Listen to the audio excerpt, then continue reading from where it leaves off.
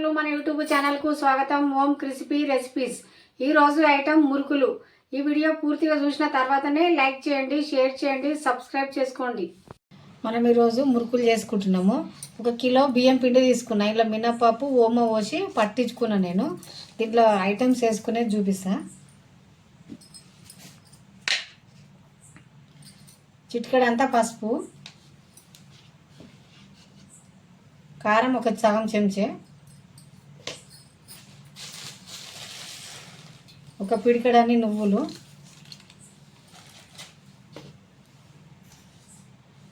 1 చెంచా ఉప్పు,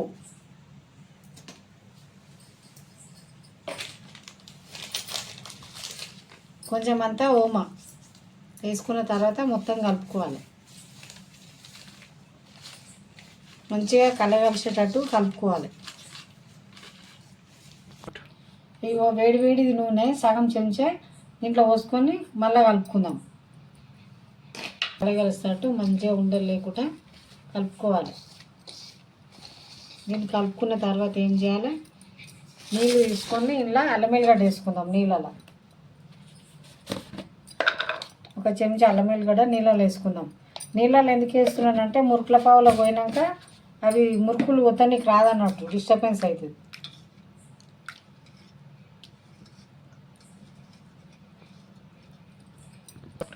ఇట్లా కలుపుకున్నాం, అయిపోయింది కదా. ఇందులోకి 1 గిన్నెలో కొంచెం తీసుకొని దాన్ని మట్టుకే విసుకోవాలి. ఒకసారి విసుకుంటే ఏమవుతుందంటే మెత్తగా వస్తాయి మురుకులు. ఇట్లా అల్లం ఎల్లిగడ్డ నీళ్ళు ఉన్నాయిగా, అల్లం ఎల్లిగడ్డ నీళ్ళు పోసుకుంటా మంచిగా కలుపుకొని విసుకోవాలి. ఎంబడే విసుకోవాలి. ఒకసారి విసుకుంటే మురుకులు మెత్తగా వస్తాయి, పూర రావు.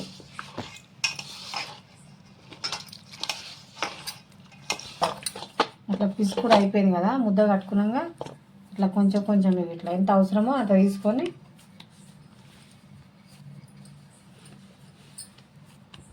ఎంత అవసరమో అంత తీసుకోవాలి. మురుకుల పీటలో పెట్టుకొని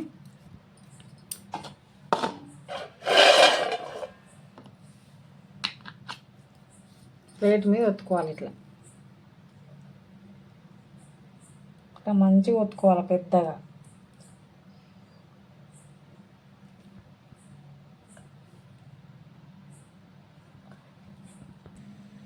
అట్లా పోసుకోవాలి. నెక్స్ట్ ఇంకొకటి కూడా ఇట్నే పోసుకోవాలి.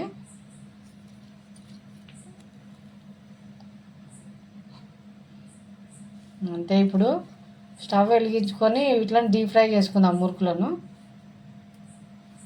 అయిపోయింది. స్టవ్ ముట్టించుకొని కడాయి పెట్టుకున్నాం కదా, నూనె కూడా వేడైపోయింది. ఇందులో ఒక్కొక్కటి మురికి ఇట్లా పోసుకున్నాం కదా, ఇట్లా వేసుకుందాం.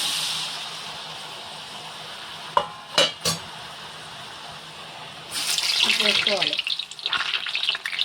ఒకదాని తర్వాత ఒకటి ఇట్లా వేసుకోవాలి.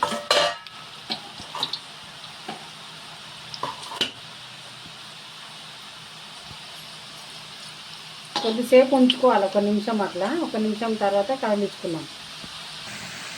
ఇప్పుడు మర్రేసుకుందాం. మేము మురుకులను మర్రేసుకుందాం.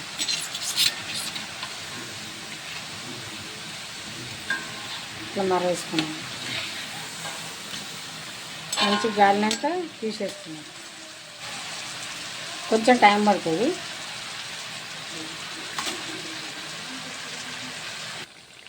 ఇప్పుడు కాలినాయి కదా, తీసేసుకుందాం. ఈ బురుగులన్నీ పోయితే కాలినట్టే లెక్క. ఇక మళ్ళీ దీని తర్వాత వేసుకుందాం. మళ్ళీ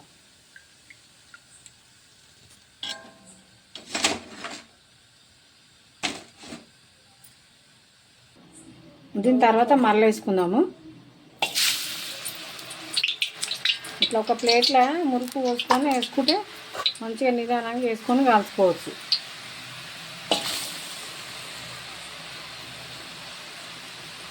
దీన్ని కూడా తర్వాత 1 సెకండ్ అయినాక కదిలించుకుందాం.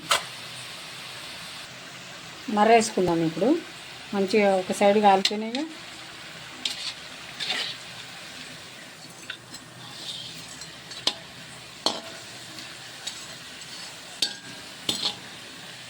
కొంచెం టైం పడుతుంది కాలనికి.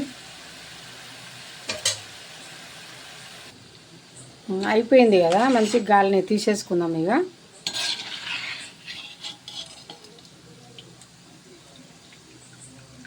అంతే ఇక అయిపోయింది. స్టవ్ బంద్ చేసుకున్నాము.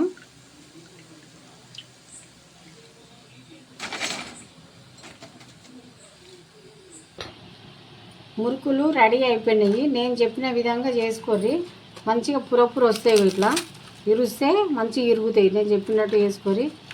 తెలంగాణ పద్ధతిలోనేమో మురుకులు అంటారు, ఆంధ్ర స్టైల్నేమో అది ఆంధ్ర పద్ధతిలోనేమో జంతికలు అంటారు, మనమేమో మురుకులు అంటాం. నేను చెప్పినట్టు వేసుకోరి, మంచిగా వస్తాయి.